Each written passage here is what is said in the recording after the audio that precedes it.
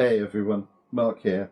It's another Monday morning and I find myself sitting with a cup of tea and a few notes to do my Monday musings.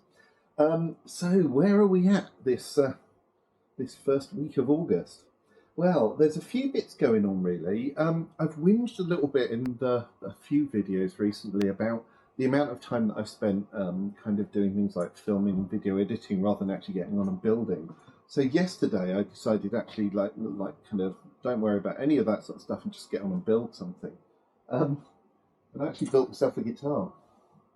Assembled is probably a better, more honest term than built, because built for me tends to mean something where I've actually like created the bits, or at least some of them, to start off with. But I mentioned, I think it was last Monday, that this body that I bought for just turning into a test bed for pickups, you know, for getting on with winding my own pickups. When it turned up, I just thought the body was a bit too nice for that. Then it occurred to me that I'd done these pick guards, which were my first kind of, go at laser engraving pick guards. And whilst they're not perfect, they're pretty good. I picked up a Telecaster style bridge, with the bridge pickup hole there, because I wanted to look at that and actually be able to measure it and handle that and think about how I might make an equivalent of that for bass guitars. And I was most of the way there to actually having kind of everything that I needed. I had a pair of pickups that I was going to again use for a Telecaster style bass. So I bought a fairly cheap neck off of eBay, as usual, that was going to be able to turn up reasonably quickly. As I say, I had most of the other bits actually sort of sitting around kind of ready to go, really. Annoyingly, the tuners, I had to order a set because I was sure I had a set of guitar tuners around, but could I find them? No. What happens like later yesterday afternoon after I built the thing?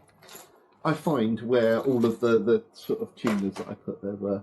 Now, unlike most of my projects, most of this is built from stuff that was fairly cheap and serviceable rather than really looking at stuff that I thought was genuinely nice. But I've got to say, it seems to play quite nicely.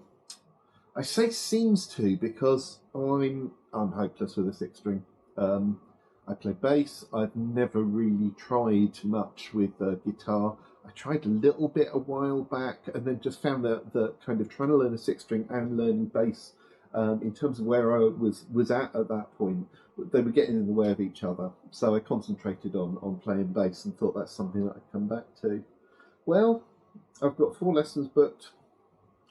I'm going to have a go seeing if I can just pick up some of the basics of playing a normal guitar rather than a short scale bass guitar. So, yeah, exciting. As far as that videoing stuff that I was talking about, I finally got everything put together for the second project I did, which was that wood and resin topped guitar, bass guitar that kind of I've mentioned a couple of times. That I kind of got all edited up and actually put out over the weekend, which was lovely to have the weight off of my shoulders of that one.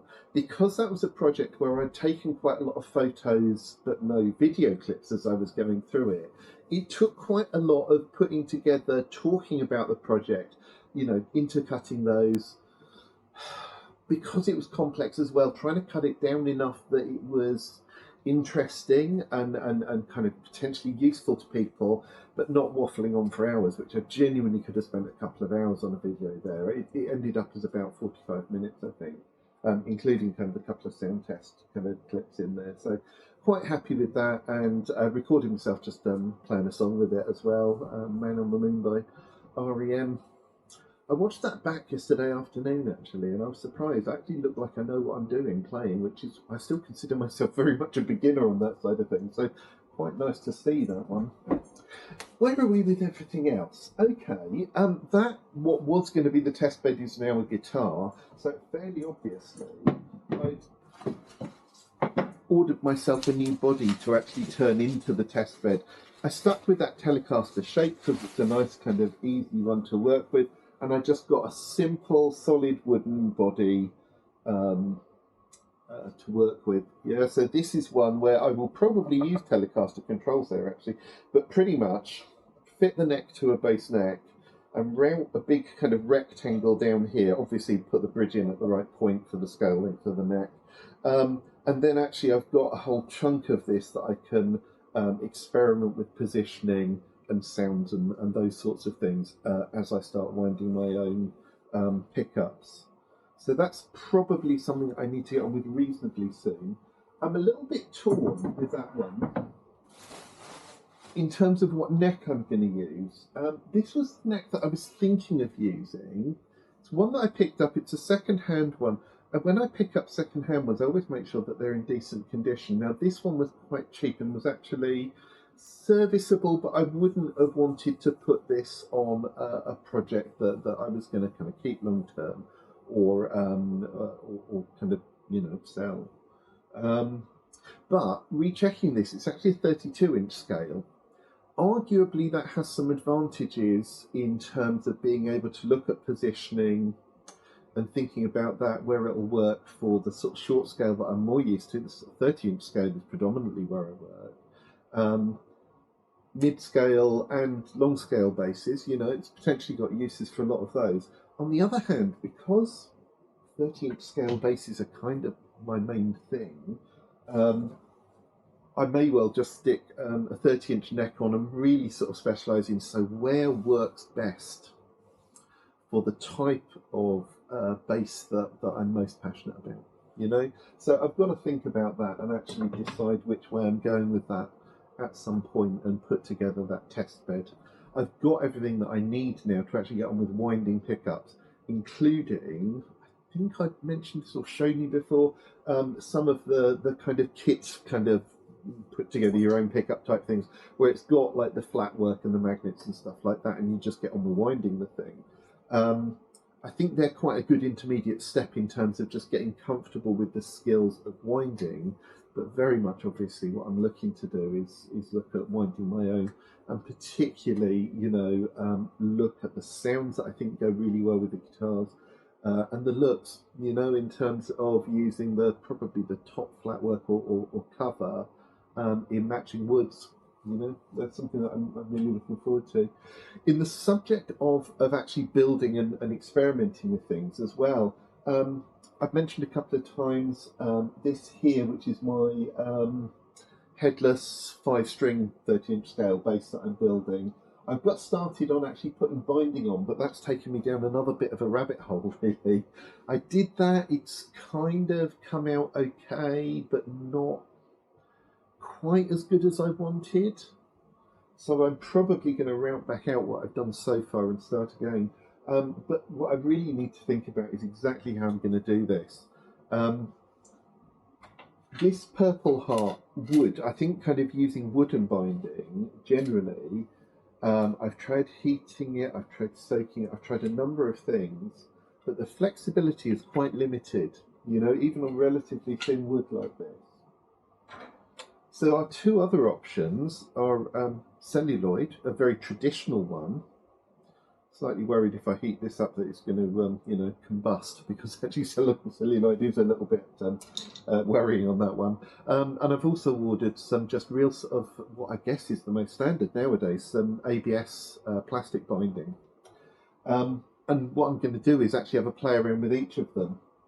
I think I've shown you this before. This is a part of the body that this guitar was cut out of. It's like kind of that bit of the body blank, and which I'm planning on using this for doing the tops of the pickups for. But that also means that I've got a kind of wavy body outline that I can use for testing. So what I think I'm going to do is route 6mm channels, 3 of them on this.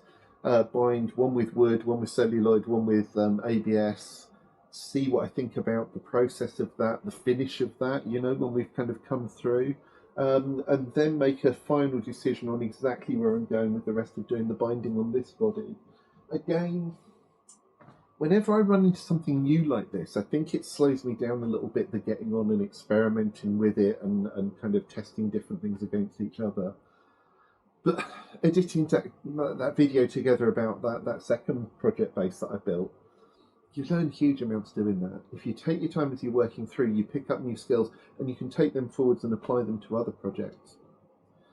I have to say, doing that with that project too as well, that wood and resin. I need to build another wood and resin topped guitar because actually that was really beautiful. A couple of ideas around that. So where are we at?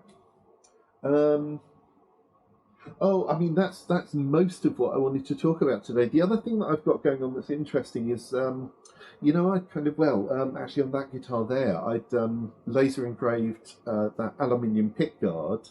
One of the other things that I was kind of looking through bits that people had done, which looked really interesting, was actually using mirrored acrylic and laser engraving that.